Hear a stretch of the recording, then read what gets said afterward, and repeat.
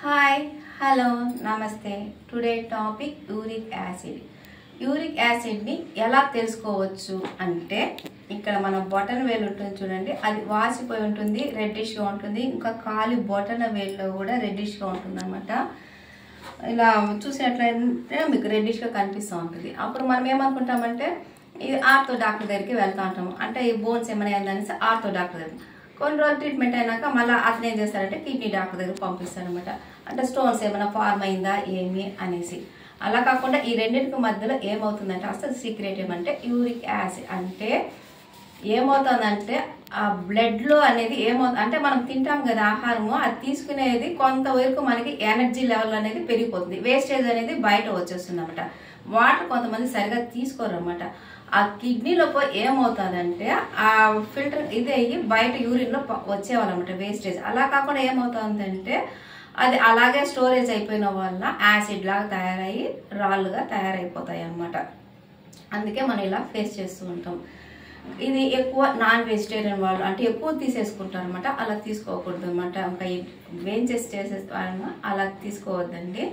ఇంకా వెజిటేరియన్ వాళ్ళు కూడా వస్తుంది అనమాట. అంటే హై ప్రోటీన్ మనకు కావాల్సిన మోతాదులో కాకుండా ఎక్కువ తీసుకున్నా కూడా ఈ ఉద్దిపప్పు, పచ్చెనిపప్పు, రాజ్మా, ఈ సోయా, బఠానీ ఇవన్నీ కూడా ఎక్కువ తీసేసుకున్నా కూడా వాళ్ళు కూడా వెజిటేరియన్ వాళ్ళు కూడా వస్తుంది అనమాట.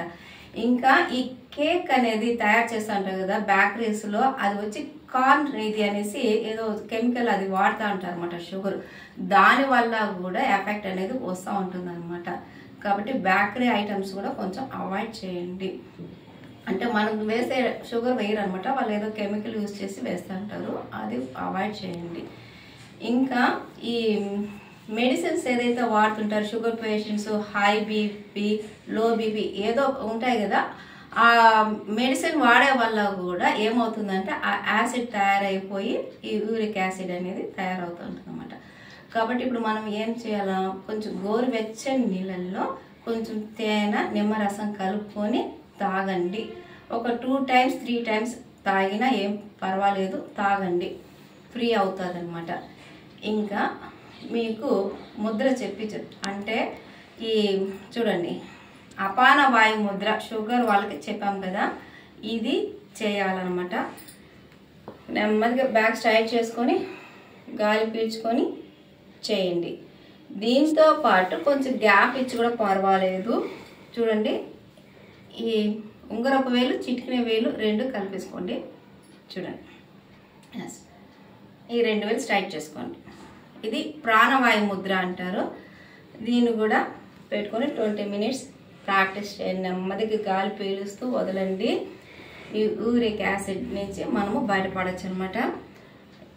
ఇది ప్రాక్టీస్ చేయండి. ఇంకొకటి చెప్తాను మీకు, ఇది మంచి ఎక్సర్సైజ్ అనమాట. నెమ్మదిగా ప్రాక్టీస్ చేసి ట్రై చేయండి. చూడండి, నోరు మామూలుగా మూసేసుకోండి, జనరల్గా టైట్గా కాకుండా మామూలు ఫ్రీగా చేసేసుకొని బాగా బ్రీతింగ్ ముక్కులో నుంచి బయట రావాలన్నమాట. చూడండి,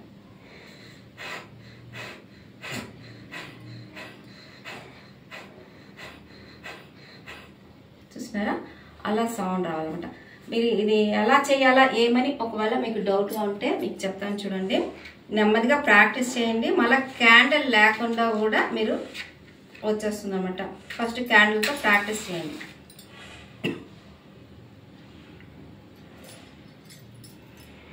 ఉంది కదా, చూడండి, నోరు మూసేసుకుని బర్త్డేకి అయితే మనం నోటు ఊపుతాము కదా, అలా కాకుండా ఇప్పుడు నోరు మూసేసుకుంటాము, ముక్కు ద్వారా వదులుతున్నాము.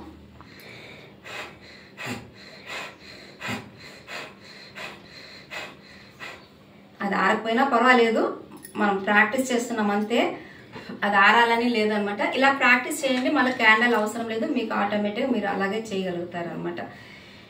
ఇంకా ఈ ఎక్సర్సైజ్ ద్వారా ఏమవుతుందంటే ఈ చూడండి, ఈ కిడ్నీలో స్టోన్స్ కానీ, ప్యాంక్రియాస్లో ఏదైనా ప్రాబ్లమ్స్ కానీ, డైజెషన్ సిస్టమ్ కానీ, ఇలా ఈ ఒక్క ఎక్సర్సైజ్ ద్వారానే అన్ని ప్రాబ్లమ్స్ వెళ్ళిపోతుంది అనమాట. ప్రాబ్లమ్స్ నుంచి క్లియర్ అయిపోతుంది. కాబట్టి ఇది బాగా ప్రాక్టీస్ చేయండి, నెమ్మదిగా చూసి. ఇది ఏమవుతుందంటే ఇలా కాకుండా మనం కానీ అలాగా వదిలేసినామంటే ఈ యాసిడ్ పోయి తయారీ ఏమవుతుందంటే ఇప్పుడు ఆ బొటన్ వేలు అని చెప్పాం కదా ఫస్ట్ సిమ్టము, మళ్ళీ ఎక్కడెక్కడైతే అవి బ్లడ్ ఫ్లోయింగ్ అనేది పోకుండా యాసిడ్ ఫార్మ్ అయ్యి ఏమవుతుందంటే క్రిస్టల్ రాళ్ళు మాగా తయారైపోతుంటుంది అనమాట. అక్కడక్కడ వాపు అనేది, ఇది కీళ్ళకు సంబంధించిన వ్యాధి అనమాట, గౌట్ అని చెప్తారు. ఇది ఏం చేయాలంటే మీరు ఫస్ట్ ఇది తెలుసుకున్న వెంటనే మీరు అంటే మనకి ఈ సిమ్టమ్ కనపడగానే బ్లడ్ టెస్ట్ చేయించుకోండి. అంటే జెంట్స్లో వచ్చి 7 ఉండాలన్నమాట. 7 mg పైన ఉండిందంటే యూరిక్ యాసిడ్తో ఫేస్ చేస్తున్నారు. అదే లేడీస్లో అయితే 6 mg ఉండాలన్నమాట. దానిపైన అయినా కూడా వాళ్ళు కూడా యూరిక్ది. కాబట్టి మీరు బ్లడ్ టెస్ట్ చేయించుకొని ఈ వ్యాధిని తెలుసుకోండి ముందుగానే. డాక్టర్ దగ్గర పోయి రాళ్ళంతా వచ్చి ఎక్కువ ఫేస్ చేయకుండా దీన్ని ముందుగానే మనం కనుక్కొని దీన్ని మనం చేసుకోవచ్చు అనమాట. ఇప్పుడు మీకు చేయగలిగిన వాళ్ళకి మాత్రమే, చేయలేని వాళ్ళు వదిలేసేయండి. ఈ ఒక్క ఎక్సర్సైజ్ ద్వారా చాలు. ఇలా బోల పడుకునేసేయండి, 2 కాళ్ళు పైకి ఎత్తుకోండి, కుడి చేత్తో కుడి కాలు, ఎడమ చేత్తో ఎడమ కాలు పట్టుకొని బాగా పైకి లాగండి. తొడలంతా బాగా పైకి ఎత్తండి, తల పైకి ఎత్తండి. దీన్ని ధనురాసన అంటారు. చూడండి మన పొట్ట పైన ప్రెషర్ బాగా పడుతూ ఉంది, బ్లడ్ సర్క్యులేషన్ అనేది కూడా బాగా జరుగుతుంది అనమాట. ఇది చేస్తే చాలా మంచిది అనమాట. ఇది ప్రాక్టీస్ చేయండి. ఇంకా మనకి ఈ వెన్నుపూస అంతా కూడా బాగా స్ట్రాంగ్ అవుతుంది అనమాట ఈ ఎక్సర్సైజ్ ద్వారా. కుడి పక్కే లేయాలన్నమాట. తిరిగి ఇలా చేస్తే యూరిక్ యాసిడ్ కనుక్కొని దీని నుంచి మనము బయటపడచ్చు అనమాట. నెమ్మదిగా ట్రై చేయండి, ప్రాక్టీస్